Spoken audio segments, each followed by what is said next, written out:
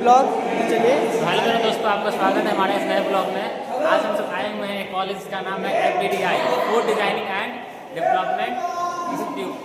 तो चलिए इस आपको कॉलेज हम में दिखाते स्पेशली हैं जूता हो गया, सैंडल हो गया, सब मैंने सिखाया जाता है, जहाँ पर आपको डिफरेंट प्रकार का डिज़ाइन उससे बनाया कैसे जाता है इसके बारे में बताया जाएगा।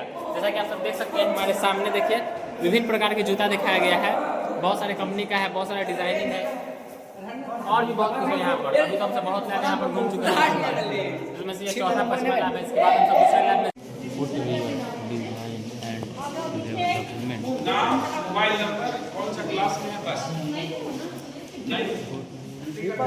आ जाओ हम लोग आए हैं घूमने FDD, जहाँ पे फैशन डिजाइनिंग होता है।